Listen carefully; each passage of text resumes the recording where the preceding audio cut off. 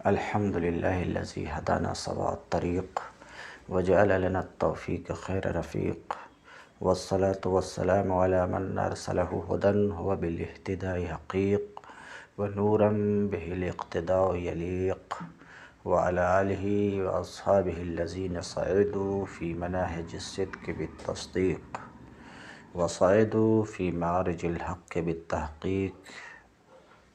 أما بعد، فاعوذ باللہ من الشیطان الرجیم، بسم اللہ الرحمن الرحیم۔ رب اشرح لی صدری ویسر لی امری واحلل عقدۃ من لسانی یفقہوا قولی۔ باب العلم انواریہ ایجوکیشنل سوسائٹی و جامعہ انواریہ حیدرآباد انڈیا کے زیر اہتمام کتبی تصدیقات کا درس بفضلہ تعالی قسط وار جاری ہے۔ آج کا درس قال البحث الرابع فی القضایا الموجہة لا بد لنسبة المحمولات الى الموضوعات من کیفیت ایجابیۃ كانت النسبة او سلبیہ كالضرورة والدوام واللا ضرورة واللا دوام، وتسمى تلك الکیفیۃ مادۃ القضیہ، واللفظ الدال علیہا یسمى جہۃ القضیہ۔ قال، مصنف کہتے ہیں، کیا کہتے ہیں؟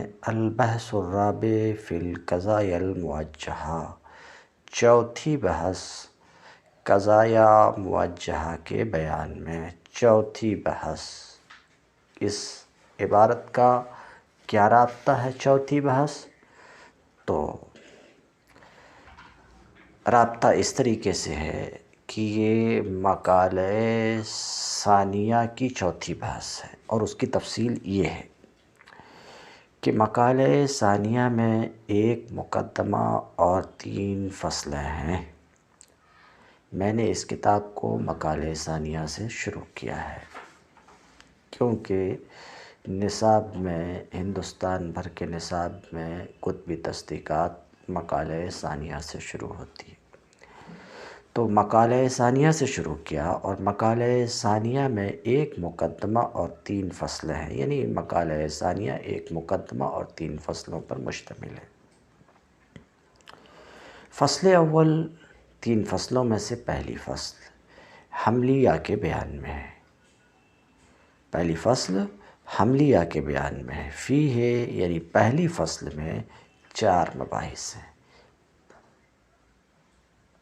مقالہ ثانیہ میں ایک مقدمہ ہے، مقدمہ کا بیان ہوا، 3 فصلیں ہیں، 3 فصلوں میں سے پہلی فصل میں ہمیں، مگر پہلی فصل کو مصنف نے 4 مباحث میں بانٹا۔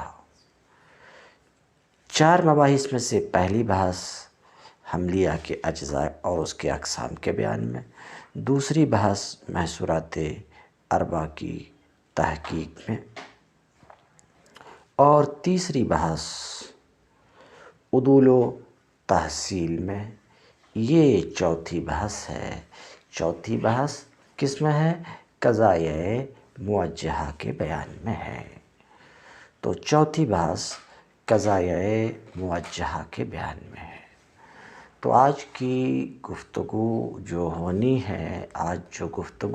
ہے، وہ قضیہ موجہہ میں ہونا ہے۔ تو واضح رہے کہ قضیہ کی 2 قسم ہیں، موجہہ اور مطلقہ۔ موجہہ وہ قضیہ ہے جس میں جہت کا بیان ہوا ہو، وہ موجہہ ہے۔ جیسے ہمارا قول کل انسان حیوان بالضرورت، یہ بالضرورت یہ جہت ہے، یہاں جہت کا بیان ہوا ہے، لہذا ہمارا یہ قول کل انسان حیوان بالضرورت موجہہ ہے۔ تو موجہہ کی تعریف ہوئی کہ موجہہ وہ قضیہ ہے جس میں جہت کا بیان ہو، اور مطلقہ وہ قضیہ ہے جس میں جہت کا ذکر نہ ہو، جیسے ہمارا قول کل انسان حیوان، ہمارا قول کلو جب یہ مطلقہ ہے کیونکہ اس میں جہت کا بیان نہیں ہوا، اور ہمارا قول کلو انسان حیوان بالضرورہ، ہمارا قول کلو جب بالضرورہ یہ موجہہ ہے کیونکہ اس میں جہت کا بیان ہوا ہے۔ دقت اب آپ کہیں گے یہ جہت کیا ہے؟ آپ نے کہا کہ موجہہ وہ قضیہ ہے جس میں جہت کا بیان ہو۔ یہ جہت قضیہ کیا چیز ہے؟ یہ ایک سوال ہے آپ کا۔ تو دیکھیے کچھ باتیں اس پوری بحث کو سمجھنے کے لیے تمہید کے طور پر آپ کو اپنے ذہن میں رکھنا پڑے گا۔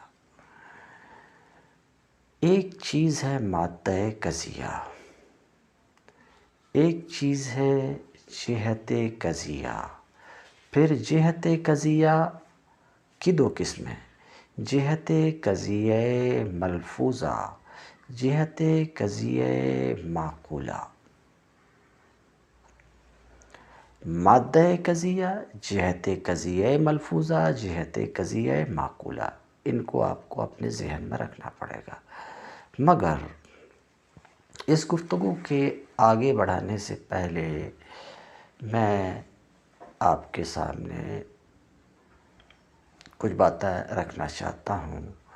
دیکھیے یہ تو آپ کو پتہ ہے کہ ہر قضیہ میں ایک نسبت کا ہونا ضروری ہے۔ کون؟ نسبت تامہ خبریہ، جس کی تفصیل گزر چکی۔ تو ہر قضیہ میں ایک نسبت کا ہونا ضروری ہے، اور آپ کو پتہ ہے کہ قضیہ میں اگر نسبت نہ ہو تو قضیہ ہی نہیں ہے وہ۔ تو قضیہ میں نسبت کا وجود ضروری ہے۔ تو کیا کہا میں؟ ہر قضیہ میں ایک نسبت کا وجود ضروری ہے۔ کون سی؟ نسبت محمول الی الموضوع، نسبت محمول الی الموضوع۔ جیسے ہمارا قول کل انسان حیوان، یہاں حیوان کی نسبت انسان کی طرف ہے، حیوان کی نسبت انسان کی طرف ہے، تو یہاں ایک نسبت حیوان الی الانسان ہے، یعنی ایک تو انسان ہے، ایک حیوان ہے، ایک نسبت حیوان الی الانسان ہے۔ تو میں یہ عرض کر رہا تھا کہ ہر قضیہ میں نسبت، ہر قضیہ میں ایک نسبت ہوتی ہے، ہوتی ہی ہوتی ہے۔ اب یہ جو میں کہا کہ ہر قضیہ میں ایک نسبت ہوتی ہے، مطلب یہ ہے کہ قضیہ میں جس طریقے سے موضوع کا ایک مستقل وجود ہے، محمول کا ایک مستقل وجود ہے، ایسے ہی نسبت کا بھی وجود ہے، ایسے ہی نسبت کا بھی وجود ہے۔ یعنی جس طریقے سے موضوع نفس الامر میں موجود، محمول نفس الامر میں موجود، ایسے ہی نسبت بھی نفس الامر میں موجود۔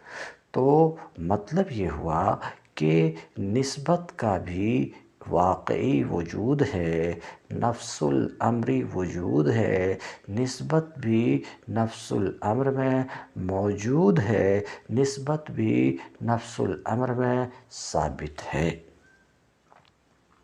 اور جب ایسا ہے کہ نسبت کا بھی نفس الامر میں ثبوت ہے تو ظاہر سی بات ہے اس نسبت کی نفس الامر میں کوئی نہ کوئی کیفیت ضرور ہوگی، نسبت کی نفس الامر میں کوئی نہ کوئی کیفیت ضرور ہوگی، نسبت نفس الامر میں کسی نہ کسی کیفیت سے ضرور متکیف ہوگی، کسی نہ کسی کیفیت، مثلا ضرورت کی کیفیت یا لا ضرورت کی کیفیت یا دوام کی کیفیت یا لا دوام کی کیفیت یا فعلیت کی کیفیت۔ تو نسبت کی نفس الامر میں کوئی نہ کوئی کیفیت ضرور ہوگی، نسبت نفس الامر میں کسی نہ کسی کیفیت، مثلا ضرورت، لا ضرورت، دوام یا لا دوام وغیرہ کسی کیفیت سے متکیف ضرور ہوگی۔ کیونکہ نسبت بھی ایک نفس الامری شے ہے، نسبت بھی ایک واقعی شے ہے، نسبت بھی ایک ایسی چیز ہے جس چیز کا ثبوت ہے، جو چیز ثابت ہے واقع میں، نفس الامر میں۔ جب ایسا ہے تو ظاہر سی بات ہے نسبت کی بھی نفس الامر میں کوئی نہ کوئی کیفیت ضرور ہے، نسبت کی بھی نفس الامر میں کوئی نہ کوئی کیفیت ضرور ہے، چاہے اعتبار کرنے والا اس کیفیت کا اعتبار کرے یا اعتبار نہ کرے، مگر نسبت کا نفس الامر میں نسبت کی کوئی نہ کوئی کیفیت ہے ہی، نفس الامر میں نسبت کی کوئی نہ کوئی کیفیت ہوتی ہی ہے، اعتبار کرنے والا اس کیفیت کا اعتبار کرے یا نہ کرے۔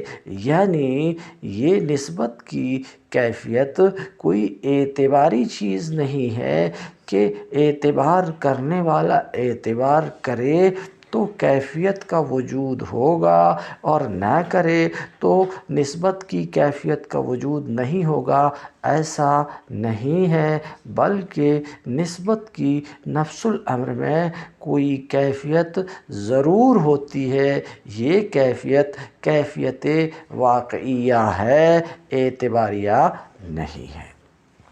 تو میں اتنی دیر میں یہ کچھ عرض کیا کہ آپ پر یہ بات تو واضح ہے ہی کہ ہر قضیہ میں ایک نسبت ہوتی، یہ آپ کے نزدیک بالکل واضح ہے، مگر اگلی بات جو آپ کو نوٹ کرنا ہے وہ یہ ہے کہ ہر نسبت کی نفس الامر میں کوئی نہ کوئی کیفیت ضرور ہوتی ہے، یعنی ہر نسبت نفس الامر میں کسی نہ کسی کیفیت سے ضرور متکیف ہوتی ہے، بلفظ دیگر ہر نسبت نفس الامر میں ضرورت یا لا ضرورت، دوام یا لا دوام یا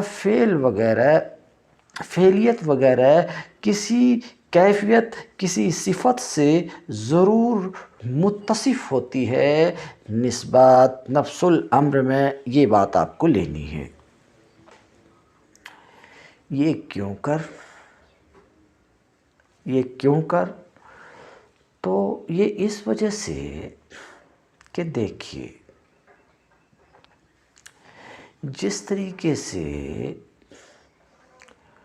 موضوع کا نفس الامر میں وجود ہے، محمول کا نفس الامر میں وجود ہے، ایسے ہی نسبت کا بھی نفس الامر میں وجود ہے۔ تو جس طریقے سے موضوع متصف ہوا کرتی ہے کچھ صفت سے، محمول بھی متصف ہو سکتی ہے کسی صفت سے، اسی طریقے سے نسبت بھی متصف ہوتی ہے کسی صفت اور کسی کیفیت سے۔ تو جس طریقے سے موضوع کا وجود واقعی ہے، محمول کا وجود واقعی ہے، یعنی موضوع نفس الامر میں موجود ہے، محمول نفس الامر میں موجود ہے، موضوع واقع میں موجود ہے، محمول واقع میں موجود ہے، ایسے ہی نسبت بھی نفس الامر میں موجود ہے، نسبت بھی امور ثابتہ فی نفس الامر سے ہے۔ اور جب نسبت امر ثابت فی نفس الامر ہے نسبت کا نفس الامر میں ثبوت و وجود ہے تو ظاہر ہے کہ اس نسبت کی نفس الامر میں کوئی نہ کوئی کیفیت ضرور ہوگی۔ تو اب یہ بات آپ نوٹ کیجئے، نسبت کی نفس الامر میں جو کیفیت ہے، نسبت کی نفس الامر میں جو کیفیت ہے، نسبت کی واقع میں جو کیفیت ہے، اس کیفیت واقعیہ کو مناطقہ مادہ قضیہ کہتے ہیں۔ مثلا کل انسان حیوان میں، حیوان کی نسبت انسان کی طرف، اس نسبت کی نفس الامر میں ایک کیفیت ہے۔ کس چیز کی کیفیت ہے؟ ضرورت کی کیفیت ہے۔ ضرورت کا مطلب نسبت کا جدا ہونا محال ہو، ضرورت نسبت کا مطلب نسبت کا جدا ہونا محال ہو۔ تو اس نسبت کی نفس الامر میں کیفیت کس کی ہے؟ ضرورت کی ہے۔ تو آپ نے دیکھا یہاں پر جو نسبت ہے، اس نسبت کی نفس الامر میں کیفیت ضرورت کی ہے، تو یہ ضرورت مادہ قضیہ۔ تو نسبت حیوان الی الانسان کی نفس الامر میں کیفیت کیسی ہے؟ ممتنع الانفکاک کی، ضرورت کی۔ تو ضرورت اس نسبت کی کیفیت واقعیہ ہے، اور کیفیت واقعیہ ہی کو مادہ قضیہ کہتے ہیں۔ تو مادہ قضیہ کس کا نام ہے؟ نسبت کی کیفیت واقعیہ، نسبت کی وہ کیفیت جو واقع میں ہے، نسبت کی وہ کیفیت جو نفس الامر میں ہے، یہ مادہ قضیہ ہے۔ اب نسبت کی نفس الامر میں ایک کیفیت ہے جس کا نام ہم نے مادہ قضیہ رکھا، مگر بڑا مسئلہ یہ ہے کہ نسبت کی نفس الامر میں، جیسے نسبت حیوان الی الانسان کی نفس الامر میں ضرورت کی کیفیت ہے۔ کس چیز کی کیفیت ہے؟ ضرورت کی کیفیت ہے۔ تو نفس الامر میں ضرورت کی کیفیت ہے، مگر ضروری نہیں ہے کہ عقل نسبت کی جو کیفیت ہے اس کیفیت کا تصور کرے اور پھر حکم لگائے، تو عقل فیصلہ کرے کہ نسبت کی یہ کیفیت ہے۔ مثلا کل انسان حیوان میں نسبت حیوان الی الانسان کی نفس الامر میں ایک کیفیت ہے، اس کو کنارے رکھیے، مگر عقل جب اس کیفیت کا تصور کرے اور حکم لگائے، کیا حکم لگائے؟ عقل حکم لگائے کہ اس نسبت کی فلاں کیفیت ہے، تو عقل کا حکم لگانا، عقل کا فیصلہ سنانا کہ اس نسبت کی فلاں کیفیت ہے، تو یہ حکم عقل ہے، یہ حکم عقل، یعنی عقل کا حکم لگانا کہ نسبت کی فلاں کیفیت۔ تو ظاہر سی بات ہے، جب عقل حکم لگائے گی، عقل حکم لگا رہی کہ نسبت کی فلاں کیفیت ہے، تو اس وقت اس کیفیت کا عقل کے پاس عقل میں بول دیں میں اس کیفیت کا عقل میں وجود۔ تو جب عقل نسبت کی کیفیت کا تصور کر رہی اور حکم لگا رہی، تو نسبت کی وہ کیفیت عقل میں موجود۔ لیکن آپ خوب سمجھ سکتے ہیں، نسبت کی کیفیت عقل میں موجود، نسبت کی کیفیت کا ثبوت عقل میں، نسبت کی کیفیت کا وجود عقل میں، یہ وجود الگ ہے، اور نسبت کی وہ کیفیت جو نفس الامر میں ہے، نسبت کی وہ کیفیت جو نفس الامر میں ہے، نسبت کی وہ کیفیت جس کا ثبوت نفس الامر میں ہے، وہ ثبوت و وجود الگ ہے، یہ ثبوت و وجود الگ ہے۔ تو عقل کا حکم لگانا کہ نسبت کی فلاں کیفیت ہے، یہ حکم عقل، یہ حکم عقل، عقل کا حکم لگانا کہ نسبت کی فلاں کیفیت ہے، اسے، اس چیز کو ہم جہت قضیہ معقولہ کہیں گے، جہت قضیہ معقولہ کہیں گے۔ اب عقل نے حکم لگایا کہ نسبت کی فلاں کیفیت ہے، اس کی تعبیر کے لیے ہم نے الفاظ لایا، مثلا نسبت حیوان الی الانسان کی کیفیت کیا ہے؟ عقل نے حکم لگایا کہ ضرورت کی کیفیت ہے، تو یہ ضرورت کی کیفیت جس کا عقل نے حکم لگایا، اس کا وجود عقل میں ہے، خود تصور کرنے والے کے نزدیک یہ کیفیت حاصل ہے، مگر یہی کیفیت ہمیں دوسرے تک پہنچانا ہے تو لفظ کا سہارا لینا پڑے گا، اور جب ہم لفظ کا سہارا لیں گے تو نسبت کی وہی کیفیت جو واقع میں ہے، اب واقع میں پھر عقل میں موجود ہوئی، پھر عقل سے لفظ میں وجود ہوگی، وہ اس کیفیت کا لفظ میں وجود ہوگا۔ یہ الگ بات ہے کہ تینوں وجود الگ الگ ہیں، لفظ میں وجود ہوگا۔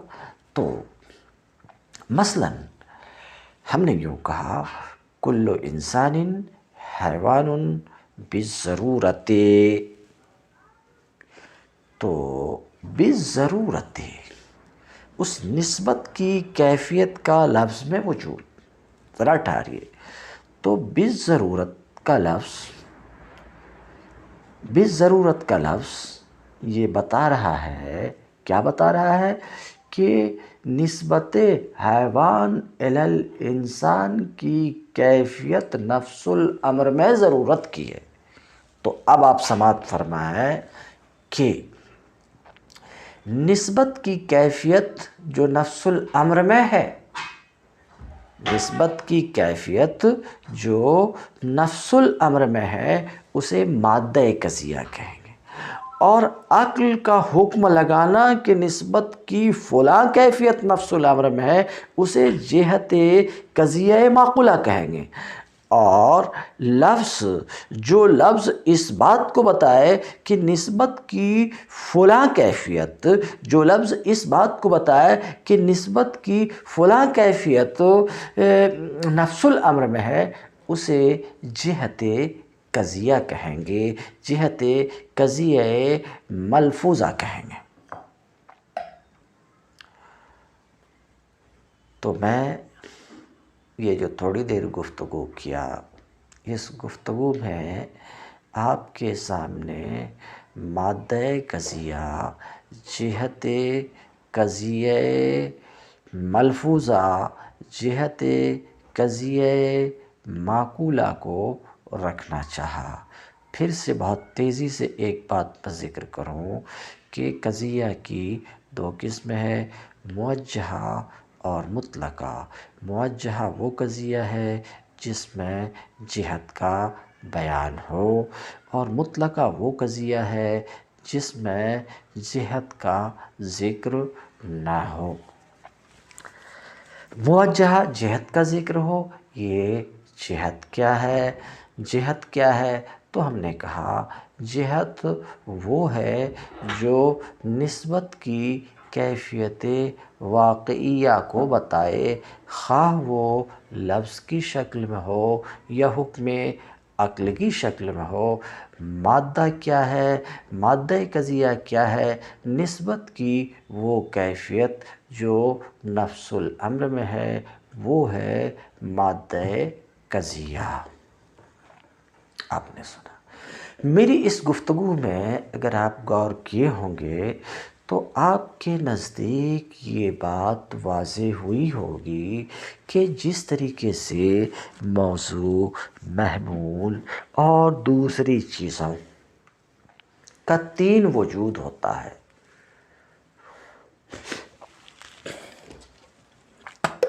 تین وجود ہوا کرتا ہے، موضوع محمول اور دوسری چیزوں کا، کچھ دوسری چیزوں کا اسی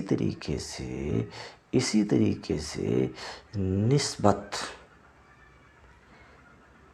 کی کیفیت، نسبت کا بھی تین وجود اور اس کی کیفیت کا بھی تین وجود۔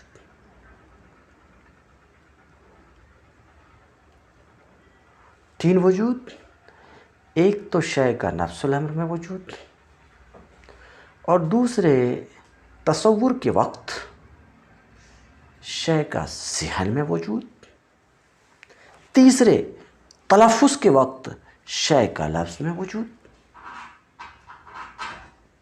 مثلا انسان،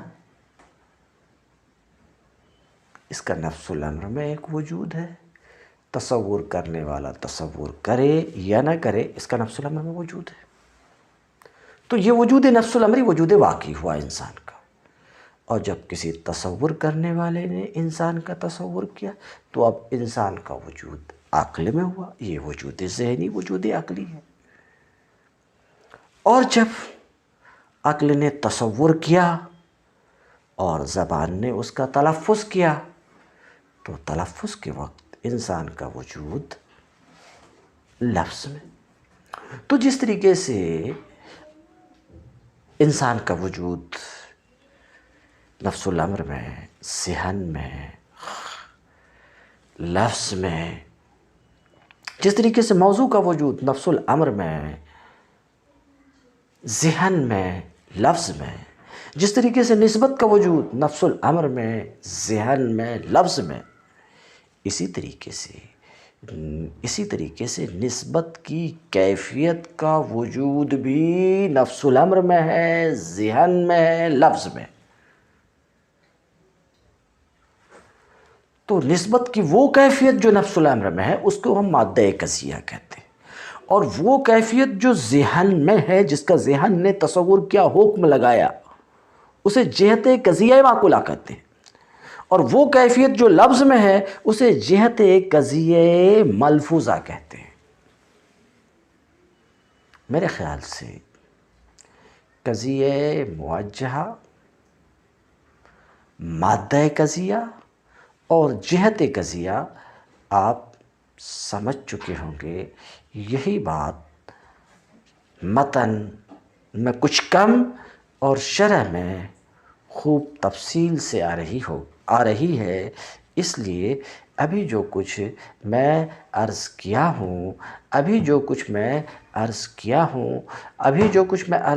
ہوں اس کو اپنے ذہن میں محفوظ رکھ کر شرح کی عبارت کو آپ بغور سماعت فرمائیں تو مجھے امید ہے کہ قضیہ موجہہ کی حقیقت، مادہ قضیہ، جہت قضیہ، یہ سب آپ کو آرام سے انشاءاللہ سمجھ میں آ جائے گا۔ تو اب ہم متن کی عبارت قال البحث الرابع فی القضایا، مصنف کہتے ہیں چوتھی بحث قضایا موجہہ کے بیان میں ہے۔ موضوعات کی طرف محمولات کی نسبت کی کوئی کیفیت نفس الامر میں ضروری ہے، یہ نسبت خواہ ایجابیہ ہو یا سلبیہ ہو، بہرحال نسبت کی نفس الامر میں کوئی نہ کوئی کیفیت ضروری ہے۔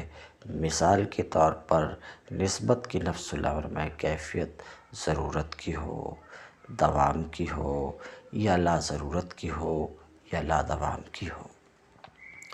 وتسمى تلك الکیفیت، اور نسبت کی وہ کیفیت جو نفس الامر میں ہے اس کیفیت کا نام مادہ قضیہ رکھا جاتا ہے۔ تو مادہ قضیہ کی تعریف آپ کو معلوم ہو گئی کہ مادہ قضیہ نسبت کی وہ کیفیت ہے جو نفس الامر میں ہے، نسبت کی وہ کیفیت جو نفس الامر میں ثابت ہے وہ مادہ قضیہ ہے۔ واللفظ الدال علیہا، اور نسبت کی کیفیت واقعیہ پر دلالت کرنے والے لفظ کو جہت قضیہ ملفوظہ کہا جاتا ہے۔ تو جہت قضیہ ملفوظہ کی تعریف بھی آپ کو معلوم ہوئی کہ جہت قضیہ وہ لفظ ہے جو نسبت کی کیفیت واقعیہ پر دلالت کرے، نسبت کی کیفیت واقعیہ کو بتائے، وہ جہت قضیہ ملفوظہ ہے۔ اقول شارح کہتے ہیں نسبت المحمول الی الموصول، محمول کی نسبت موضوع کی طرف، خواہ یہ نسبت ایجابی ہو یا سلبی ہو،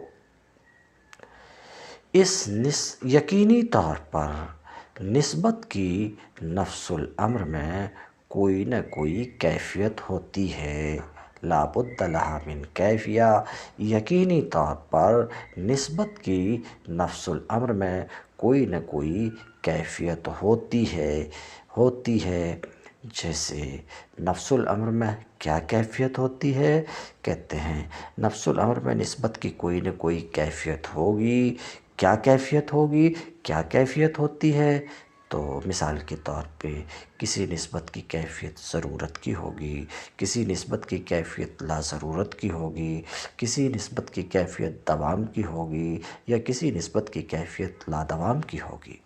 فَإِنَّ كُلَّ نسبت فرضت اذا قیست الی نفس الامر، کیونکہ جو نسبت بھی فرض کی جائے اس کو جب نفس الامر کی طرف قیاس کیا جائے تو وہ ضرورت کی کیفیت سے متکیف ہوگی، یا لا ضرورت کی کیفیت سے متکیف ہوگی، یا کسی دوسری جہت کی کیفیت سے متکیف ہوگی، یا یہ کہ دوام کی کیفیت سے متکیف ہوگی یا لا دوام کی کیفیت سے مقید ہوگی۔ فَإِذَا قُلْنَا كُلُّ إِنسَانٍ حَيْوَانٌ بِالضَّرُورَةِ، تو جب ہم کہیں، کیا کہیں؟ کُلُّ إِنسَانٍ حَيْوَانٌ بِالضَّرُورَةِ، جب ہم ایسا بولیں تو یہ ضرورت نسبت حیوان الی الانسان کی کیفیت ہے۔ جب ہم نے کیا کہا کل انسان حیوان بالضرورت، تو یہاں ضرورت ہی نسبت حیوان الی الانسان کی کیفیت ہے۔ اور جب ہم یوں کہیں کل انسان کاتب لا بالضرورہ، تو لا بالضرورہ یعنی لا ضرورت ہی نسبت کتابت الی الانسان کی کیفیت ہے۔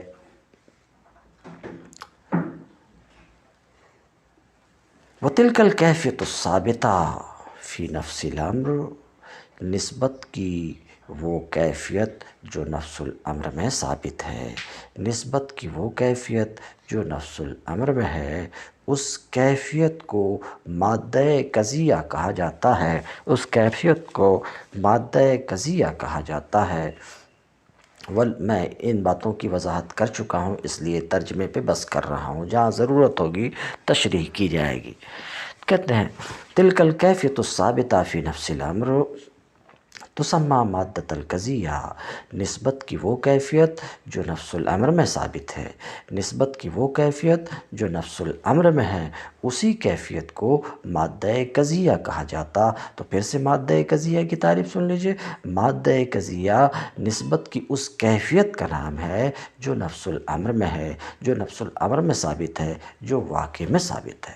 واللفظ الدال علیہا فی القضیۃ الملفوظہ، اور قضیہ ملفوظہ میں اس کیفیت واقعیہ پر دلالت کرنے والا لفظ اسی طریقے سے قضیہ معقولہ میں عقل کا حکم کرنا، عقل کا فیصلہ سنانا۔ کیا فیصلہ سنانا؟ کہ یہ نسبت فلاں کیفیت سے متکیف ہے، اس کا نام جہت قضیہ رکھا جاتا ہے۔ تو جہت قضیہ کی تعریف بھی معلوم ہوئی، نسبت کی کیفیت واقعیہ کو بتانے والا جہت قضیہ ہے، خواہ وہ لفظ ہو، خواہ وہ حکم عقل ہو۔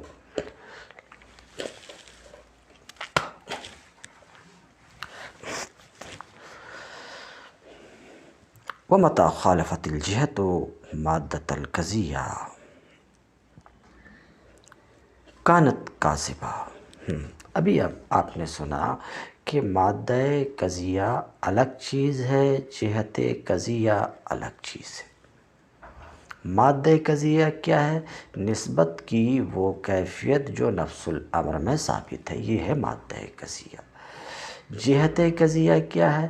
نسبت کی کیفیت کو بتانے والا یہ جہت قضیہ ہے۔ اب مسئلہ یہ ہے کہ آیا جہت قضیہ کا مادہ قضیہ کے مطابق ہونا ضروری ہے؟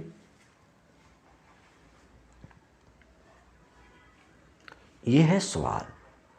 مگر اس سوال کا جواب دینے سے پہلے میں خود آپ سے ایک سوال کروں۔ کیا صورت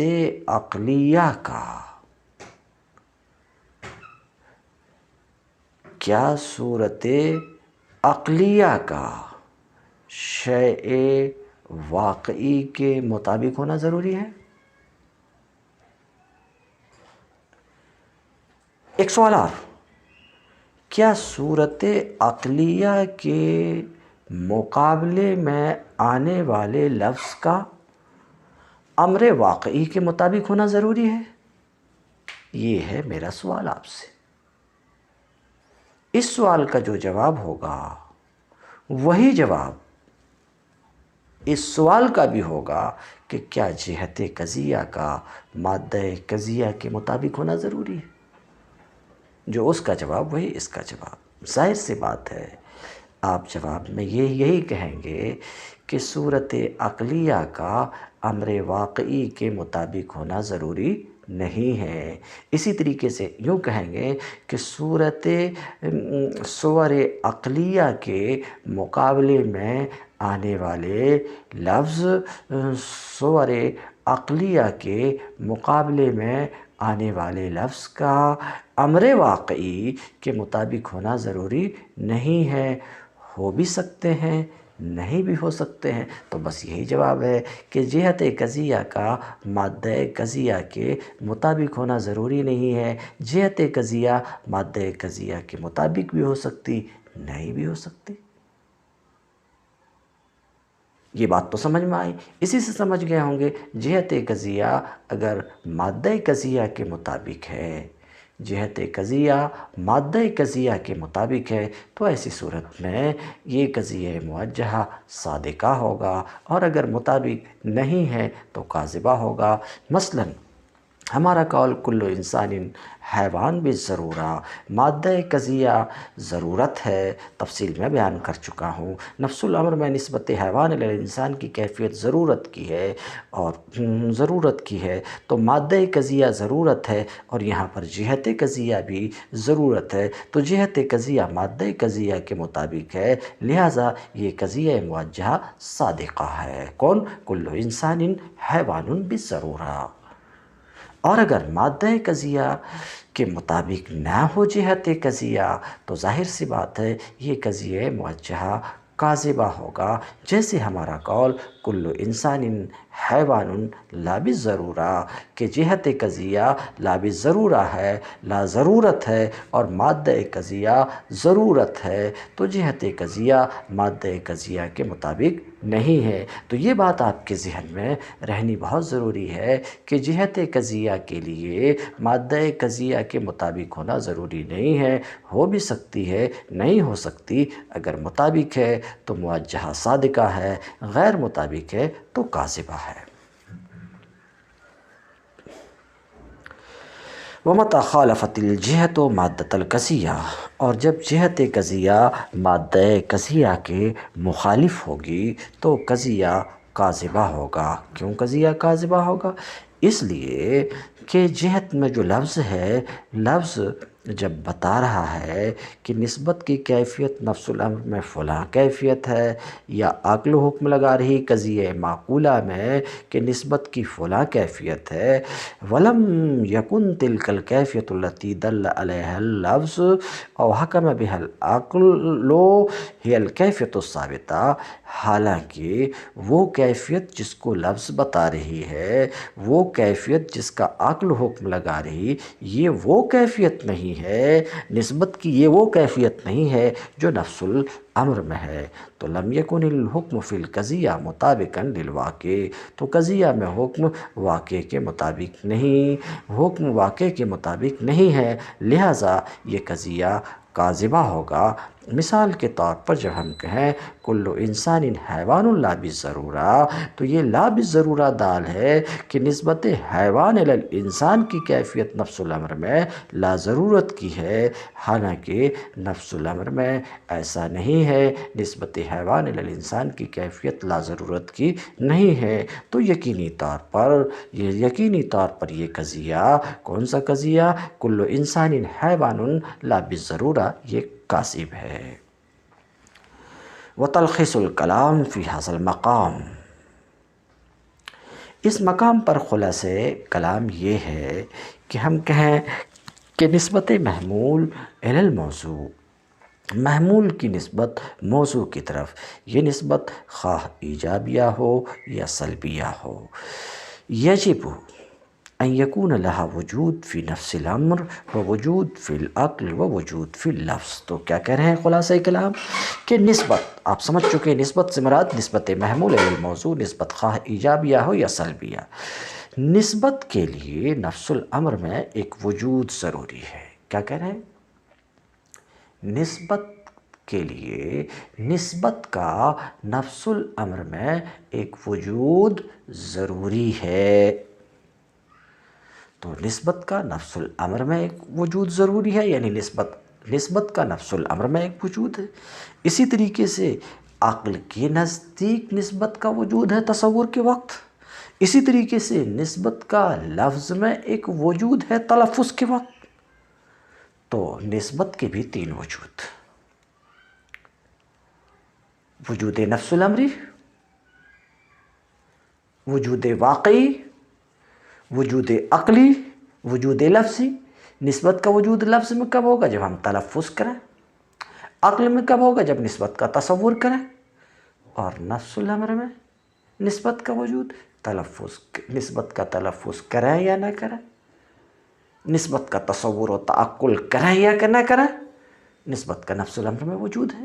تو بہرحال نسبت کا بھی تین وجود ہیں، ایک وجود واقعی، وجود نفس الامری، یعنی نسبت نفس الامر میں بھی ثابت ہے اور تصور کے وقت عقل میں بھی ثابت ہے اور بولنے کے وقت لفظ میں بھی ثابت ہے۔ نسبت کا تینوں جگہ وجود ہے۔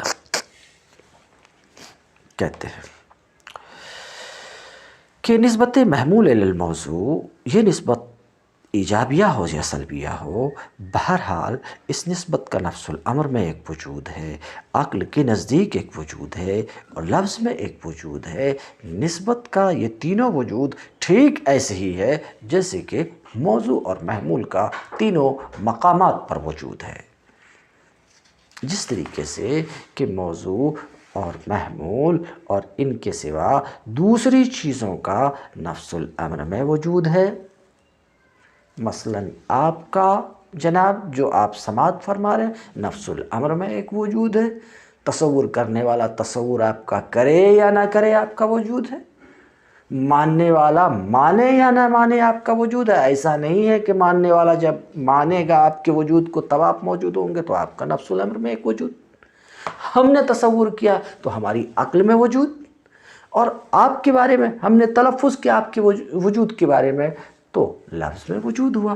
تو ٹھیک اسی طریقے سے جس طریقے سے دنیا کی اور چیزوں کا تین وجود ہے، ایسے ہی نسبت کے بھی تین وجود ہیں، نفس الامر میں، مطلب میرا یہ ہے نفس الامر میں، عقل میں، لفظ میں۔ من الاشیاء التی لها وجود، اور دوسری چیزیں جن کا نفس الامر میں وجود ہے، عقل کے نزدیک وجود ہے، لفظ میں وجود ہے، ٹھیک اسی طریقے سے نسبت کا بھی تینوں جگہوں میں وجود ہے۔ فالنسبة متى كانت ثابتة في نفس الامر، تو یہاں تک تو آپ کو یہ بات سمجھ میں خوب قاعدے سے آ گئی کہ نسبت نفس الامر میں ثابت ہے، نسبت کا نفس الامر میں وجود ہے، نسبت واقع میں موجود ہے۔ یہ بات آپ کو سمجھ میں آ چکی ہے کہ نسبت بھی واقع میں اپنا وجود رکھتی ہے، نسبت بھی نفس الامر میں اپنا ثبوت رکھتی ہے۔ یہ بات تو آپ کو سمجھ میں آ چکی ہے۔ تو اب آگے کی بات سنیے کہ جب نسبت نفس الامر میں ثابت ہے، نسبت نفس الامر میں موجود ہے، لم یکن لہا بد من ان تکون متکیفہ بکیفیت ما، جب نسبت نفس الامر میں ثابت ہے تو یقینی طور پر وہ نسبت نفس الامر میں کسی کیفیت سے متکیف بھی ہوگی، کسی صفت سے متصف بھی ہوگی۔ کہاں میں؟ نفس الامر میں۔ یہاں کی بات کر رہے ہیں کہ نسبت کا نفس الامر میں جب وجود ہے تو وہ نسبت نفس الامر میں کسی کیفیت سے متصف، کسی کیفیت سے متکیف بھی ضرور ہوگی بلا شبہ۔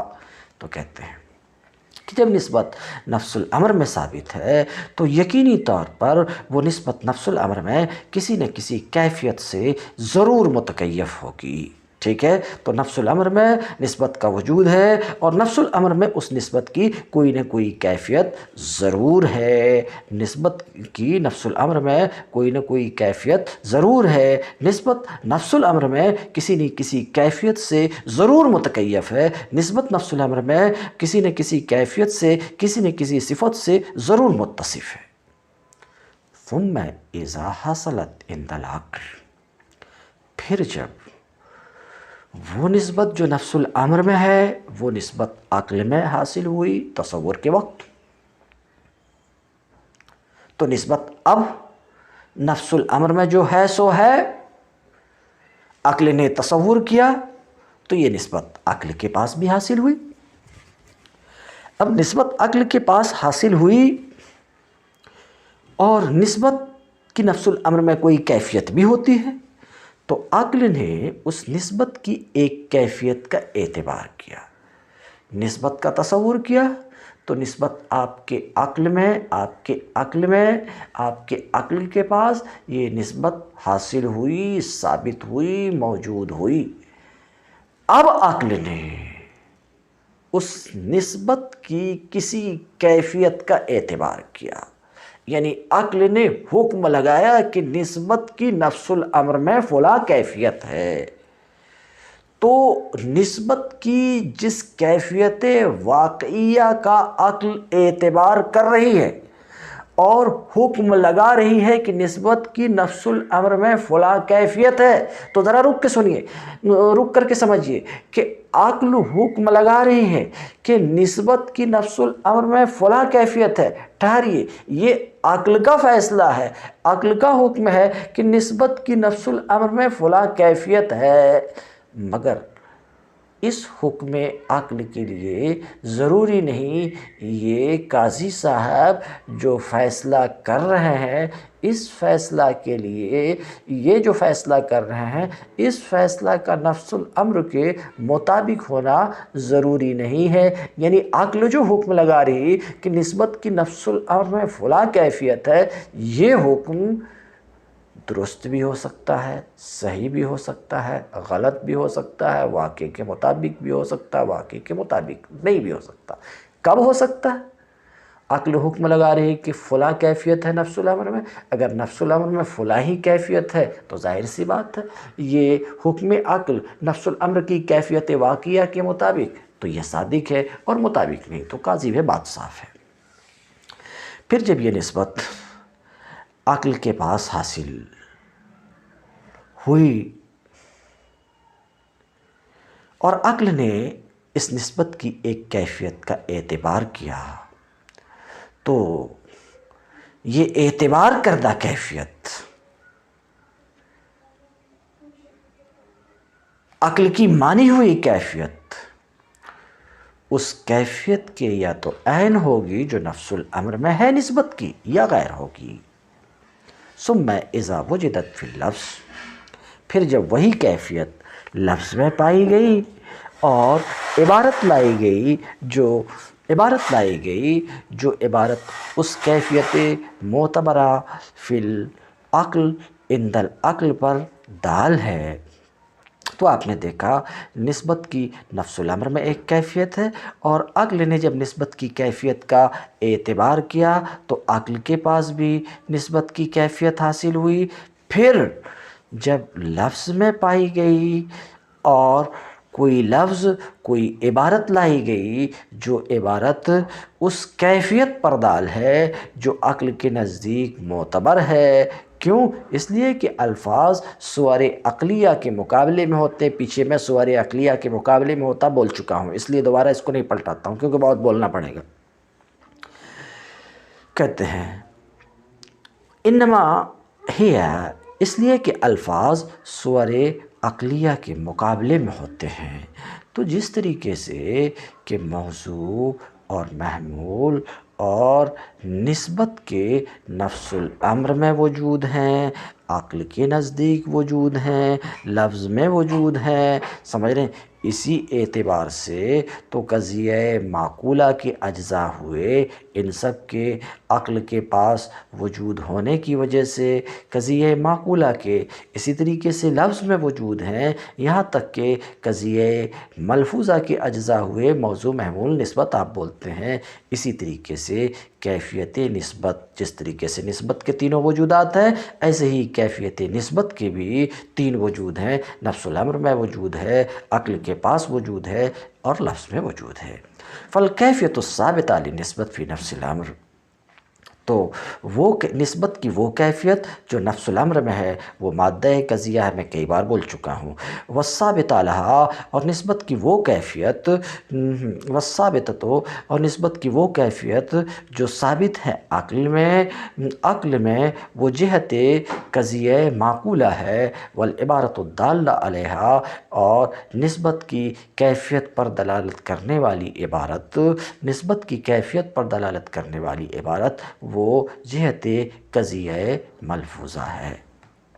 آگے تو آپ نے سنا ایک مادہ قضیہ، ایک جہت قضیہ۔ مادہ قضیہ الگ چیز ہے، جہت قضیہ الگ چیز ہے۔ اب آگے بتانا چاہ رہے ہیں کہ جہت کے لیے مادہ کے مطابق ہونا ضروری نہیں ہے، ہو بھی سکتی ہے، نہیں بھی ہو سکتی۔ وَلَمَّا كَانَتِ الصُّوَرُ الْعَقْلِيَّةُ وَالْأَلْفَاظُ الدَّالَّةُ عَلَيْهَا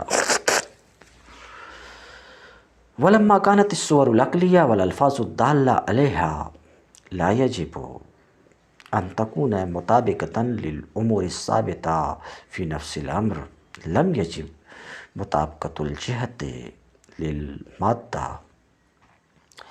جب صور عقلیہ اور صور عقلیہ پر دلالت کرنے والے الفاظ، جب ان کا امور واقعیہ کے مطابق ہونا ضروری نہیں ہے، ان امور کے مطابق ہونا ضروری نہیں جو نفس الامر میں ہے، امور واقعیہ سے میں تعبیر کر رہا ہوں۔ تو جب صور عقلیہ اور الفاظ دالہ علی الصور العقلیہ کا امور واقعیہ کے مطابق ہونا ضروری نہیں، تو جس طریقے سے ان کا مطابق ہونا ضروری نہیں ہے، اسی طریقے سے جہت کا بھی مادہ کے مطابق ہونا ضروری نہیں ہے۔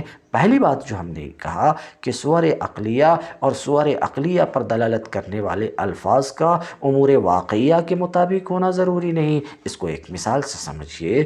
اس مثال سے سمجھیے، کس بات کو سمجھنا ہے کہ صور عقلیہ اور صور عقلیہ پر دلالت کرنے والے الفاظ کا امور ثابتہ فی نفس الامر، امور واقعیہ کے مطابق ہونا ضروری نہیں ہے۔ یہ بات اس مثال سے آپ سمجھ سکتے ہو۔ مثال کے طور پہ ہم کوئی ایک صورت دیکھیں، شبہ کوئی ایک صورت دیکھیں جو دراصل انسان ہے۔ کیا؟ تو ہم نے ایک صورت کو دیکھا، وہ اصل میں انسان ہے، مگر دور سے ہم نے اس کا احساس کیا۔ دور سے ہم نے احساس کیا، تو ایسا ہوتا ہے کہ وہ صورت جو ہم نے دیکھا جو نفس الامر میں انسان ہے، مگر ہوتا کیا ہے کئی بار کہ کبھی ہمارے عقل میں انسان کی صورت آتی ہے، کبھی ہمارے عقل میں فرض کی صورت آتی ہے۔ تو آپ دیکھ رہے ہیں کہ کبھی انسان کی صورت، جب انسان کی صورت آتی تو ہم انسان سے تعبیر کر دیتے ہیں، عقل کی صورت آتی ہے تو عقل سے تعبیر کر دیتے ہیں۔ تو اب یہ جو صورت عقلیہ ہے اور ان صورت عقلیہ پر دلالت کرنے والا لفظ انہو انسان، انہو فرس، ان کا واقع کے مطابق ہونا ضروری نہیں ہے۔ اسی وجہ سے اگر واقع کے مطابق ہونا ضروری تو ایک بات ہی ہم کہتے تھے کہ انسان ہی ہے، لیکن ایسا نہیں۔ کبھی ہمارے ذہن میں، ہماری عقل میں انسان کی صورت آتی تو بولتے ہیں انسان ہے، کبھی گھوڑے کی صورت آتی تو بول دیتے ہیں گھوڑا ہے۔ تو صورت عقلیہ اور صورت عقلیہ پہ دلالت کرنے والے الفاظ کا امور واقعہ کے مطابق ہونا ضروری نہیں ہے۔ یہ بات ثابت ہوئی اس مثال کے ذریعے سے۔ تو جیسے یہ بات ثابت ہوئی کہ صور عقلیہ دوسری اور چیزوں کے صور عقلیہ اور ان پر دلالت کرنے والے الفاظ کا امور ثابتہ فی نفس الامر کے مطابق ہونا ضروری نہیں، ٹھیک اسی طریقے سے مادہ قضیہ کا بھی جہت قضیہ کے مطابق ہونا ضروری نہیں۔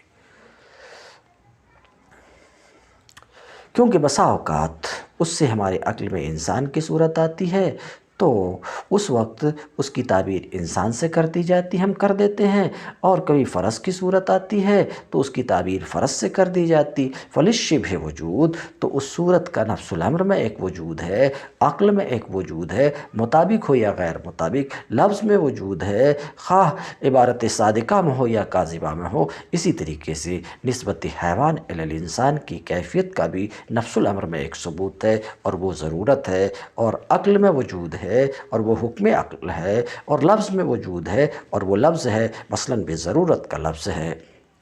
فَإِن طَابَقَتْ هل کیفیت المعقولہ او العبارت الملفوظہ، تو کیفیت معقولہ یا عبارت ملفوظہ، کیفیت معقولہ قضیہ معقولہ میں، عبارت ملفوظہ قضیہ ملفوظہ میں، تو اگر کیفیت معقولہ یا عبارت ملفوظہ اس کیفیت واقعیہ کے مطابق ہے تو قضیہ صادقہ ہے، اور اگر مطابق نہیں ہے تو قضیہ یقینی طور پر کاذبہ ہے۔ تم درس اليوم، وآخر دعوانا ان الحمد للہ رب العالمین۔